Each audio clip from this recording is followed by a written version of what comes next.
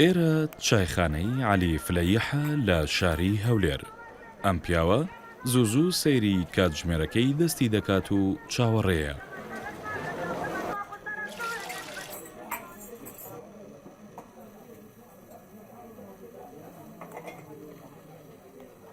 ساڵی 1942 ئەو هێشتا لە چایخانەکەدایە.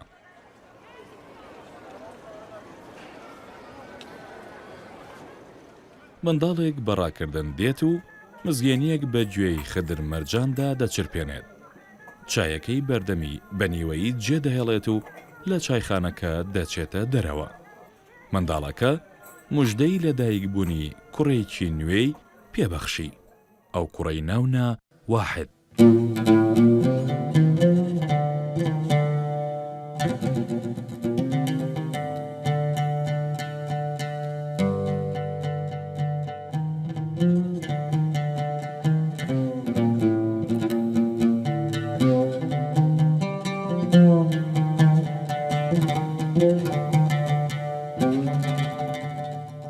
لە منداڵەتی ڕاپێشی بیستە قوتابخانە منداڵ بوو، مەرەقی لە هونەر بوو.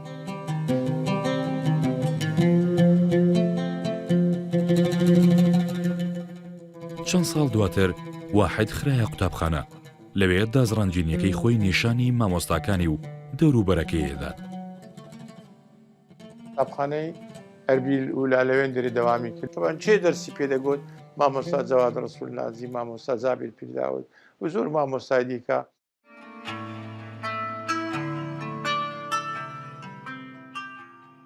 واحد مەرجان لە سەرەتادا وەک هەر منداڵێکی دیکە سیناریۆی منداڵانەی خۆی دەنواند و لاسایی باوک و دایکی و کەسانی دیکەی خانەوادەکەی دەکردەوە. ئەوان زۆر دڵیان بە واحد خۆش دەبوو.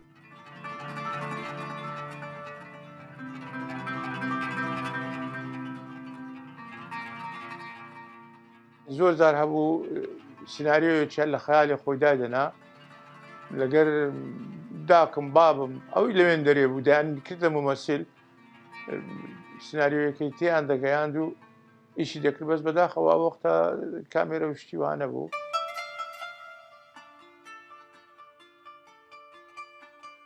زۆر لاسایی هەمومانی دەکردەوە، تا لۆساسایی بابمی دەکردەوە، لاسایی داکمی دەکردەوە، لاسایی پلکەکانمی دەکردەوە، لاسایی ئیدی ئەوەی لە مالێ هەبوو لاسایانی دەکردەوە. زۆر بەڕێک و پێچی هەر لە بۆ پێکەنینیش هەمووش پێ دەکەنین، دەیانزانی قسەکانی هەموو با بڵێن نەستەقا. قۆناغی سەرەتایی تەواو کرد، چووە سانەوەی هەولێر، سێمی تۆستەی تەواو کرد، پاشیوی چووە خانەی مامۆستایان، خانەی مامۆستایانی تەواو کرد.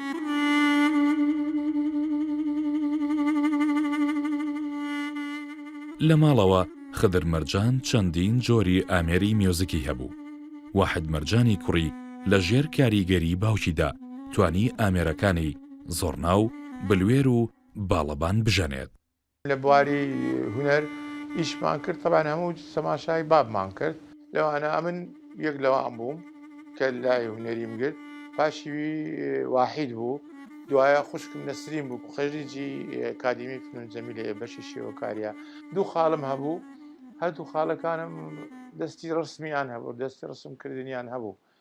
جابیر لەگەر محسینی. باوچیان هونەرمەندێکی ملی کورد بووە و زۆرناژەنێکی ناوداری شاری هەولێر بووە، مام خدر مەرجان. پیرۆزی ناوی مەرجان لە ناو بنەماڵەکەمان دەگەڕێتەوە بۆ 250 ساڵ پێش ئێستا. ئەم کاتی کە باوکی باپیرمان دوو ژنی هەبووە، یەک لە ژنەکانیان کە ناوی مەرجان بووە.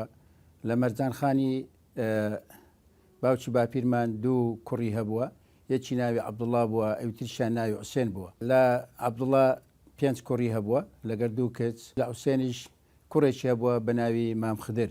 ئێمە ئەم دوو بنەماڵەیە، ئەم بنەماڵەی عەبدوڵڵا هەم بنەماڵەی مام حوسێن، هۆردێک ئێمە گەڕاینەوە لە ناو کوردەواری خۆماندا بە نازناوی مەرجان، ینی ناسینەوە بە داپیرمان کە دەکاتن ئەو کاتی. بۆیە ئەم پیرۆزیە دەگەڕێتەوە بۆ ئەم ژنە بەتوانا و لێ هاتووەی ناو بنەماڵەکەمان. نازناوی مەرجان هوردە دابەزیێتە ناو بنەماڵەکەمان، هەم لە کوڕەکانی عەبدوڵڵا هەم لە کوڕەکانی مام حوسێن لە کوڕەکانی مام حوسێن کە مام خدر بووە مام خدر دوو کوڕی هەبووە بەناوی مامۆستا حیا و مامۆستا واحید و مناڵەکانیشیان برێننەوەکانیان ئەم لەقەبەیان ون نەکردووە لەقەبی مەرجانیان هەر لەلا پیرۆز بووە بەکاریان هێناوە.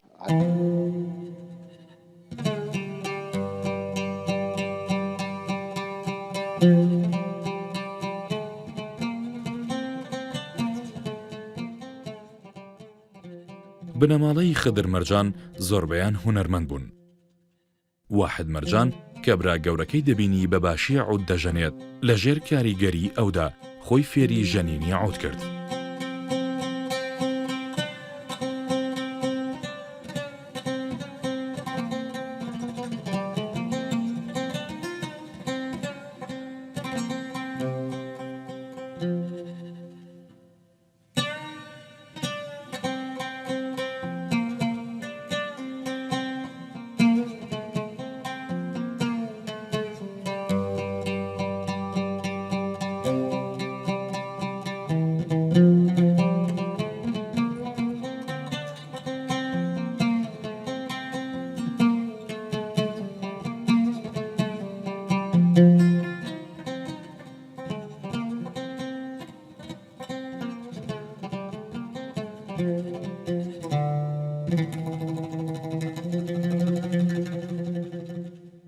من کە چوومە مەعهد فنون جەمیلە من لە بەشی شێوەکاری بووم پەیمانگای هونەرە جوانەکانی بەغدایە ڕەغمی وەش فێرە عود بووم لە برادەران لە وێندرێ زۆر جار هەبوو کە دەبووە عوتڵا ئالەتم دەهیناوە دەدیت لێی دەدا عودەکەی لێ داتا فێر بوو و فێرە عودیش بوو فێرە کەمانیش بوو فێرە ئۆکۆردیۆن بوو پێ نایە بە کورتی دەتانم بڵێم ئالاتی مۆسیقای هەمووی دەزانی.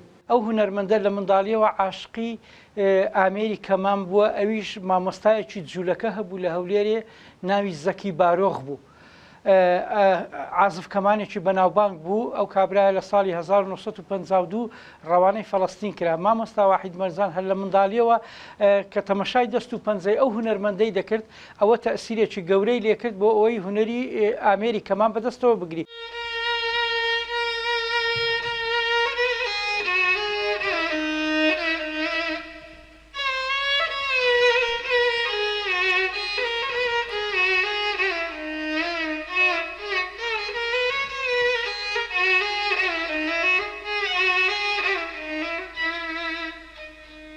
لپاش مرگم لپاش مرگم لپاش مرگم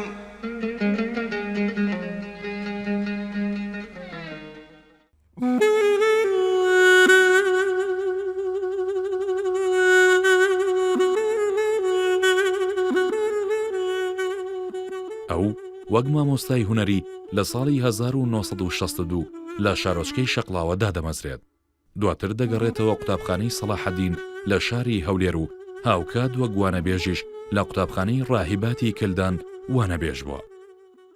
لە ناوەندی سەلاحەدین دەرسی ڕسمی بە من گوتیە ئەو وەختیش مامۆستا ئەوەندە خولیای هونەرەکەی خۆی بوو ئەوەندە هونەرەکەی خۆی یعنی خۆش دەویست ئەوەندە عاشقی هونەرەکەی خۆی بوو دەیگوتدارە پاش نیورانانی ژوەرەوە کە دەچوینەوە مەرسەمی متوسط سەلاحەدین لەوێ کارمان دەکرد.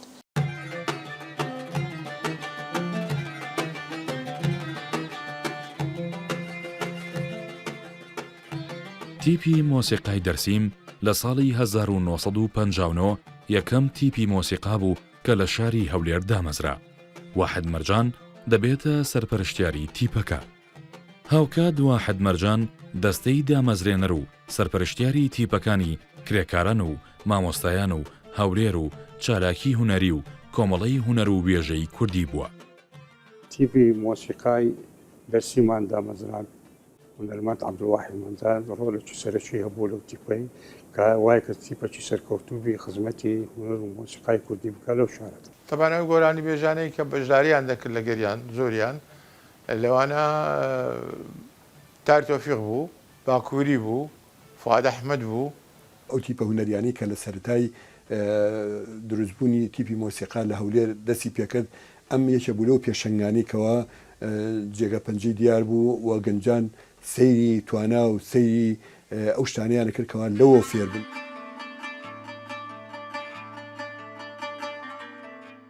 ئەو هەر بە تەنیا کاری لە هونەری میوزیک ژەنیندا نەدەکرد، بەڵکو وەک ئەکتەر چەندین شانۆیشی پێشکەش کردووە. ئەو لە گروپەکانی نواندێن لەگەڵ ڕەحمەتی کەمال حەمەدەمین و حەسیب ڕەسوول و مامۆستا جواد ڕەسوول و کۆمەڵک لەوانەی کە دەتوانم بڵێم بە بنەمای دامەزراندنی شانۆی کوردینە لە هەولێرێ. سەرەتای ئاشنابوونم بە کەڵە هونەرمەند مامۆستا عەبدولواحید مەرجان دەگەڕێتەوە بۆ سەرەتای ساڵانی 69 کە ئەو کات ئێمە ئەندامی تیپی هونەری هەولێر بووین، مامۆستاش بەرپرسی بەشی مۆسیقا بوو لە هەمانتی.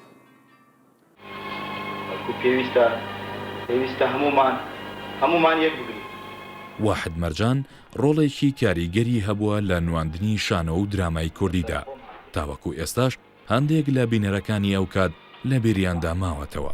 کە پێی دەڵێن مامۆستا لە بۆی ڕاست دەکەن و مامۆستا شیرین لێرنا دەڵێ دەی هەمووی هەر عەبدی خوایە، یعنی بەو یعنی تەبیعەتە جوانەی خۆی تعبیری لە شتەکان دەکرد، پێویستی بۆی نەبووکەوە کەسی ئیزافەی دەبکە. بە شەریعەتی ئیسلامی لەسەر مەذهەبی شافعی تۆپی ناوی کچەی چییە؟ شیرنی شلێری مامۆستا شیرنی ناوە شیرنی ناوە مامۆستا خۆزمە فەرقی هەموویان عەبدی خوایە. یەک وشەیەکی دیالۆگی نەبوو، حیواری نەبوو، قسەیەکی نەبوو، بەڵام وجودی تا ئێستا ناو درامای کاتی خۆی میوانی ناوەخت تاکو ئێستا باس ئەکرێت. ئێستا خەڵک هەمووی ئەو درامەی ئەزانی ناوی عەزیز هات، مەبەستیان واحد مەرجان بوو.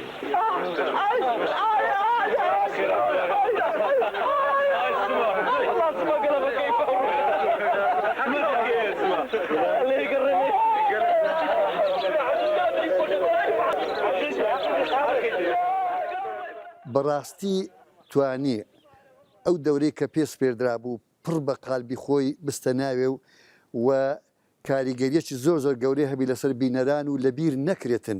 عەزیز هاتەوە ئێستاش خەڵکەکە بەوەی دەیناستەوە کە گوتە عەزیز هاتەوە خەڵکەکە دەزانێتن ئەوە واحد مەرجان بووە.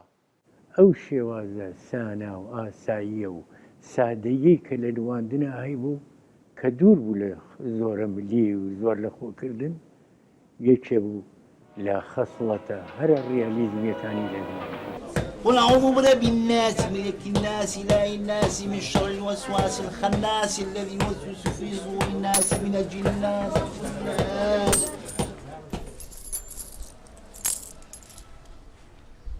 دانێوە خۆ کۆرەنی دەبینی ساحێبی هەیە مادامەچی ئەتو کۆرەنی کەواتە غەرامت کەتە سەریایی. مامۆستا واحد بە مامۆستای خۆم ئەمزانم لە زۆربەی لیقایەکانی شم گۆتیتم ئەمن کە کۆمەدیای فێربوویمە لە مامۆستا واحدی فێربوویمە. مامۆستا واحد کۆمێدیایەکەی تحریز نەبووە، کۆمێدیایەکی هادە بووە. یەکێکی دیکە لە چالاکیە هونەرەکانی دیکەی واحد مەرجان کاری ئۆپەرێت بوو. ئەو چەندین ئۆپەرێتی پێشکەش کردووە و چەندینیشی بەرهەم هێناوە، لەوانەش ئۆپەرێتەکانی کاروانی خەبات، تارا و باران. ئەمەی کۆتاییان لە ساڵی 1974 پلەی یەکەمی لەسەر ئاستی عێراق بەدەستێنا. چەند جار کاری ئۆپەرێتم دیوە کە مامۆستا واحد مەرجان خۆی دەریهێناوە، خۆی کاری جوڵانەوەی بۆ کردووە، خۆی دیکۆراتەکانی بۆ داناوە، سەرنجی ئەمەی ڕاکێشا بوو کە ئێمەش ئۆپەرێتمان لە سلێمانیەوە برد، ئەویش لە هەولێرەوە ئۆپەرێتی هێنا و ئۆپەرێتەکان بە پلەیەکی زۆر باش جاریوە بامتیاز لەسەر ئاستی عێراقا دەرەچوو. لە ساڵانی هەفتە بەشداریمان دەکرد لە فستیڤالی گشتی لە شاری بەغداد و ئێمە ئۆپەرێتی تارامان پێشکەش کرد لەو کاتە. ئاواز و دەرهێنەری هونەرمەندی سەرکەوتوو عبدالواحد مەرجان بوو کە یەکەم دەسوو لەسەر ئاستی عێراق وەزیری پەروەردە منی بان کرد وتی بارەکە الله بیک زۆر پیرۆزبایی لەمە کرد و بڕیاریشیدا کە یەکەم بینایە لە هەولێر لە ساڵاش قوتابخانەکان دروست بکرێ ئێمە ئەو بینایە کە لەستا لە هەولێر کرایە بۆ ساڵاش قوتابخانە لە بەرهەمی کاک عەبدولواحید مەرجانی ئۆپەرێتێکمان پێشکەش کرد لە ساڵی 1970 لەسەر هەموو عێراقێکم دەرچوین ئەمە چڵپاویشمان بە واستەی وێ تەزیل کرد ئەگەر ڕاستیتان دەوێت چڵپاو حکومت منعی کرد بوو چونکە مؤەلیف شوعی بیتن و مەکسیم گۆرکی بیتن و قبولیان نەکرد بەڵام ئەو ئۆپەرێتەمان کە پێشکەش کرد لەسەر هەموو عێراقێکم دەرچوو تەلڤیزیۆنی تەربەوی هات گوتی ئەوەمان لۆ تۆم تەزیلکەن گوتمان تەزیل ناکەین حکومت ئەوەی مەنع کردی ئەگەر ئەنگۆ ئەوەی لەومان تۆمارکەن ئەمە ئەوەش هەر لەسەر حسابی مامۆستای تۆمار کرا ئەگەر ڕاستیتان دەوێت بە سەراحەت یعنی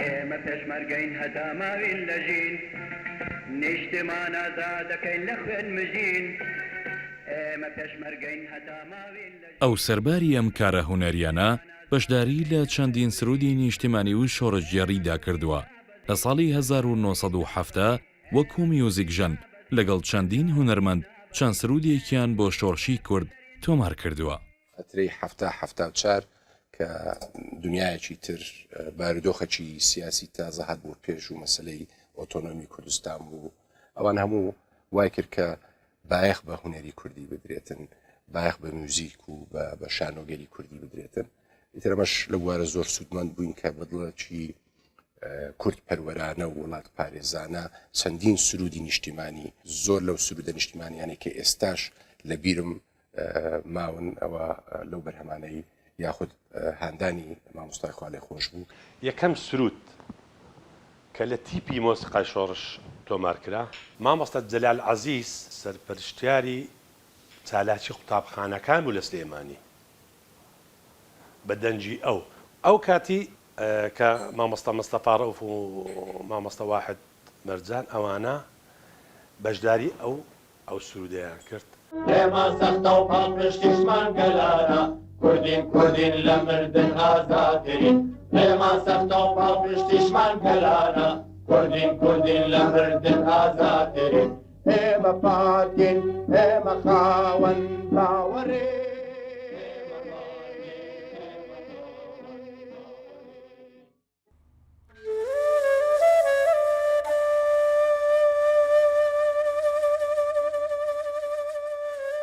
ئەمە یەکێکە لەو تابلۆ سەرنجڕاکێشانەی کە واحد مەرجان کێشاوێتی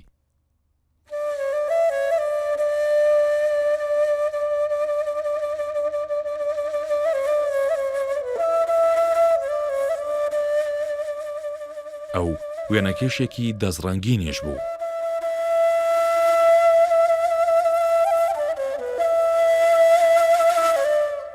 ئەو بەم تابلۆیانە بەشداری لە چەندین پیشانگای تایبەت و هاوبەشدا کردووە.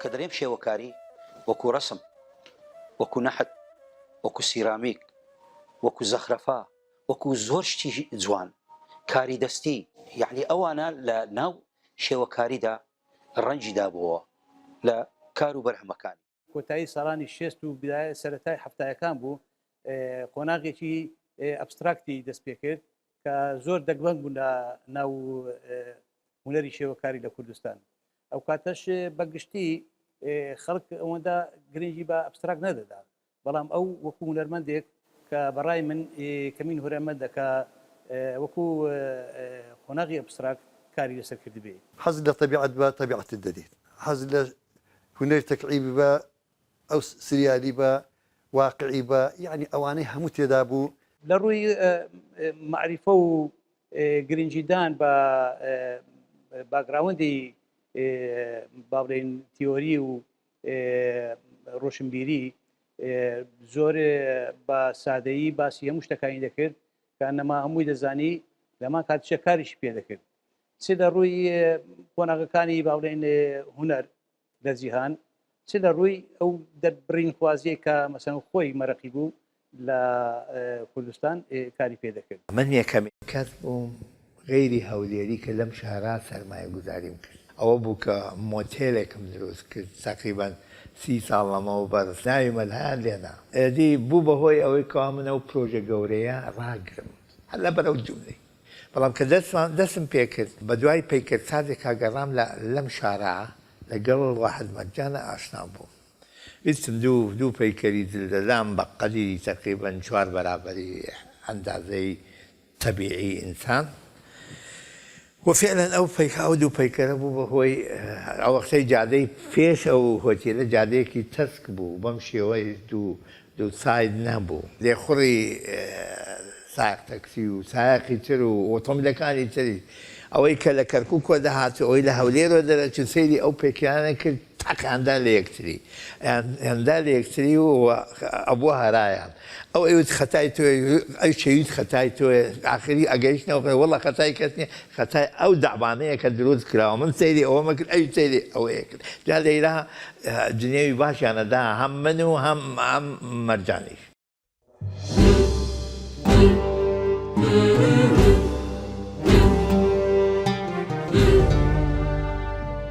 واحد مەرجان 74 ساڵچیە سەدان تابلۆ و چەندین ئۆپەرەیت و دەیان پارچە میۆزیکی نایابی لە دوای خۆی بەجێهێشت ئەو هێشتا کاری زۆری مابوو تەواوی بکات تابلۆیەکی نیوە تەواوکرا و گەواهی ئەوانەی بۆ دەدات هیچ کاتێ خۆی هەڵ نەکێشاوە بە هونەرەکەیەوە دەریایەکی پۆڵی هۆنەر بوو مێژوێکی پڕ لە سەروەری مێژوێک پڕ لە هونەری جوان پەیکەرێکی زۆر شایستە بە خزمەتی ئەم هونەرمەندە گەورە لە شاری هەولێری بۆ دروست پێشەکەی خۆی ئەنجامدا ئیشێکی جوان ئیشێکی ڕێک و پێک کەوا لە دوایە جێگەی ئەو بکەوە دەستخۆشی لێ بکەین کو دەچێ مەکتەبەکی پێویستیت بە کتابەکی بی هەموو نەوع کتابەکی تێدابی ئەو کابرایە ئەو هابوو سبحان الله مامۆستا کە کارێکی بکردبە مستحیل بوو پێچ و پەنای لۆ ببینتەوە یان نەیدەکرد یان بە جددی دەیکرد هونەرمەندێک بوو باوەڕ ناکەم دووبارە بێتەوە بۆ شێوازەی ئەو هونەرمەندێک کە بە پیاوی حەفت هونەرەکە ناوزەندم کرده بوو دەستمەکەم کە دەست پێ کرد دوو ڕۆژی پێ نەچوو کۆچی دوایی کرد پێمان دەڵێ ئەوەی دڵسۆزبی لە بۆ کارەکەی خۆی بە نەمری دەمرێتەوە ئەگە پیاو پێی بڵێ ئیمپراتۆریەتی هونەر یا ئیمپراتۆری هونەر لە جێ خۆی وەڵا گەلی لە گەلی برایە ئەو بارێ من و بەمری گەلی لە گەلی برایە ئەو بارێ من و بەمری برینێ واحید مەرزانی واراکەن بەدم چێ چەقوا بەسەرێ کولجوچی ئێدی ئێدی شۆڕیکەنەوە ناو قەبری با بەدرێن بە سندوق و دارە باسا ئەوی لێرە دانیشتەم و لێ خراپێ کوڕە مامۆستا واحید هەزار جار گەردەنە ئاسا وەڵام مامۆستەوای درێت وا گەلی نەگەلی برایە ئەگەر من مردم قەبرم لا ڕێبی ناوەدێ قەبرێم دەلاقەی لێبی وەچی و نەرمەندان بەکرە مندا دێت چ بکەم لە دەلاقەی چاوەکەم لێبی توخواوی لێرە دانیشتەم لێ خراپێ مامۆستا واحید مەرجان 100,000 جار ڕەحمەت ئای لێبێ بێژە هەیوایێ هەیوایێ هەیوایێ هەیوایێ ئاخ هەیوایێ ئای هەیوایێ